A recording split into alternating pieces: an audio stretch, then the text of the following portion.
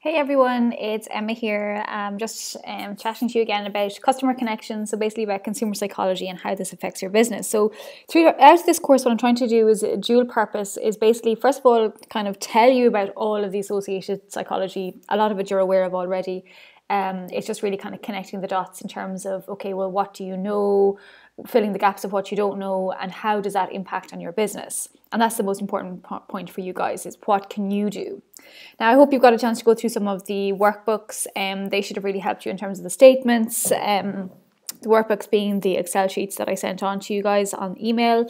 There's also one of them available in the Facebook page as well, or Facebook group, I should say. So today, anyway, I'm going to talk about customer connections and just how will you make your customer feel, or how do you make your customer feel? And I suppose really what I want to talk about is that successful businesses have strong images, strong image statements. So the idea of this is that customers are very sure how they feel about the business through the images that they project. So if you think of really big brands, be it like Nike, or you think of Rolls-Royce or BMW or Coca-Cola, or all of these type of brands, they all started from nothing, So basically, the business owners of the time when they started off focused on really, really good images. And this is something that I've learned over the last couple of years, that when you're in business, it is actually really important to focus on really good images, and that those images represent your business in a very positive way. And equally, that people can understand, or interpret that certain images are your brand. They get the correlation because they start to see that consistency coming through. And I have to admit as well, obviously I'm a marketing consultant, and I know images are really, important. And I suppose it's only as I've been in business and worked with other people as well over the last couple of years that I've realized how important images are, and that you're able to get them, that you've, stock photos, or, Pixabay, or wherever you're getting your images from, that, or you're creating your own images, whatever the case is, but that really that you're having a consistent image message going out there that people can associate with your brand. Now, I'm in the middle of actually a rebrand, so sometimes that can be difficult, or if you're starting out or you're not sure. And I suppose the thing is to go back and look at your value proposition, and that is basically your outline of what benefits you provide for your customer, and work from there. And that will help you to understand, what colors to work with, what images to use, and just consistently use them throughout your business when you're posting in social media, when you're posting out brochures, or whatever the case is, that basically there's a consistency there, and that people can associate your business with certain types of images, or a specific image, whichever you choose. And I suppose really, why is this important? Well, basically, if there's strong image statements, people will like them or they won't. And I actually had a lady recently who very kindly sent me a message over Facebook saying that I had a particular image up, and she didn't quite like it. She's a photographer, and she felt it didn't reflect my brand. And, that is her opinion. And I said, thank you very much for your opinion. I take on board what you're saying. And it made me sit back and reflect and think, oh gosh, and I suppose reinforces the notion that we are all making an impact on people. We're posting out images and inspirational quotes and whatnot on Facebook and various social media, on your email, and sometimes you kind of wonder, do people see it? Is it having an impact? And I think we all doubt ourselves at certain times. So I suppose really what I'd like to reinforce is that people do see it.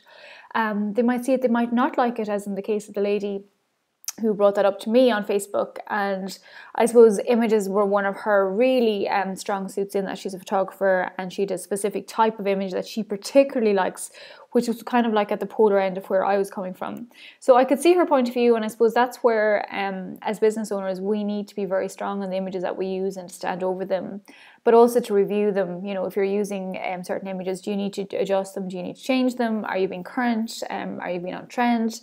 Are you positioned well in the mind of your target audience? And that's the most important aspect. Are you positioned well? In other words, do your customers like your images? Will they go back and buy from you because your images are stimulating positive emotions within them? And that's what today is about, is how do your customers feel when using your product or service? Is it positive? Is it kind of lukewarm? How do they feel? So, and the thing is, you won't know, so you've got to ask them. And if you look here, that there was an advertising agency called BBDO, and they found that consumers were more likely to find differences between competing businesses where emotional appeals are used. So just to bear this in mind when you're on your email copy, on your social media, on every marketing platform that you use. So the point being that businesses nowadays, there's a proliferation of businesses all over the world, and many of them very similar. And to separate yourself from the crowd is not just the functional capabilities, but also the emotional appeals that you make to your customers. They're given the example here of beers, where a lot of beers, I gave it in a previous webinar, where Guinness, being from Ireland, but Guinness is a very recognisable brand worldwide. And if you look at Guinness, it's just a drink. It's just a beer. It's the same as many beers. It's bitter. It's black, But at the end of the day, the marketing has been very smart around it, in that they've always positioned Guinness to be, a very masculine man typically that would drink it, that they're witty, that they're sexy. And in the mind of the consumer, they believe consumer kind of subconsciously believes they can become the person in the ad. So they can be sexy, they can be manly, they can be sophisticated, they can be witty just by drinking beer. And when they're sitting down deciding, will I have a Heineken, will I have a Guinness, and perhaps as a girl or whatever the case is, they're on a date or whatever the case is, and they want to make an impression, they want to drink Guinness because of the advertising they have seen. So it's very, very powerful. Obviously, Guinness have huge budgets to deliver on such high quality advertisements on TV.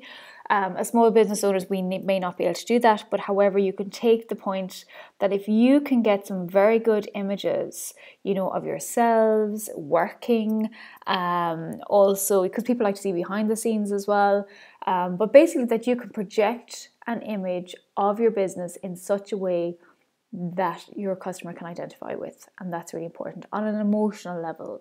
So you can see in terms of the beer how it appeals to people. We all want to be witty, we all want to be sexy, we all want other people to like us, and will you drink Guinness to achieve that? That's the thing. Technological advancements means that there's very little technical difference. So even if you look at iPads, iPods, a lot of tech stuff that's out there, there's actually very little difference. The difference only being the emotional context that consumers hold the brand or business in. So that's the only way. So emotional differences are more sustainable than technical difference. And that's hard to take in, but it's very true if you look at some of the bigger brands and the types of products they have. Look at Apple, there's many other better products on the marketplace, and yet Apple consistently does better because of the mindset of the customer. They believe they're different when they use Apple. They believe Apple to be innovative, and that if you have an Apple product, you therefore are innovative and different in a very good, authentic way. So again, this is looking at values. So when associating a business with a particular value, such as being honest and dependable, these are extremely important values as well.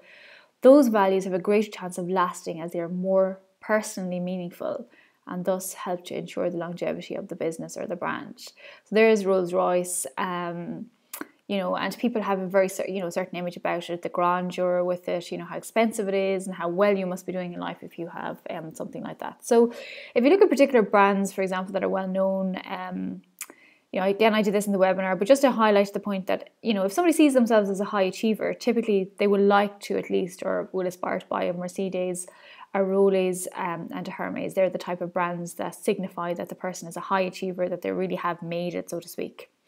I'm on my way up to the top. BMW, Tag Heuer and Armani are particular brands that would signify that a person wearing it, typically that's how they view themselves. I'm an individual as Apple, Swatch, Muji. These particular brands, again, they show the kind of independence, that somebody's individualistic, that type of an idea. I am a world citizen. British Airways and Benetton would be particular brands that would be conceived by the consumer to be that if you wear Benetton clothes, I know some of you guys might be aware Benetton is a clothesline, an Italian clothesline actually, a designer line, and very, very well known, and actually very controversial advertising in that they've always aligned themselves with controversial topics over the years. And basically the idea of it is that if you fly with British Airways, if you wear Benetton, that you consider yourself to be a world citizen. If you use the cooperative bank or body shop, for example, you're saying basically, I care about the environment, not just you, but your customers. So try and think, where does your business sit in this whole idea? And the question is, and this is the question for today, how will your customer feel using your product or service? How do you find out? First of all, write down what your sense of it is, first of all, and then do a little market research, send them a survey, just ask them. Ask them in emails. Sometimes people don't like sending a survey. Ring them up. If you have a couple of core people, you can ask, say, look, how do you feel? I'd like an objective view. And write down some of their insights. It's a very good exercise to do. If you can ask up to 10 people, that would be great, because it gives you, a good diverse section of people that will give you their honest opinion.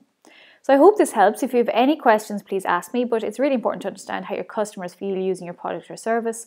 The thing is, if they don't feel so good about it, or they're not sure of certain elements, you can then go back and change your marketing message to, or their product or service, so that your customers will be happy. And if you look at the last video I sent out about being delighted, you want your customers to be delighted. And how can you do this? You can help them to feel really good about using your product or service.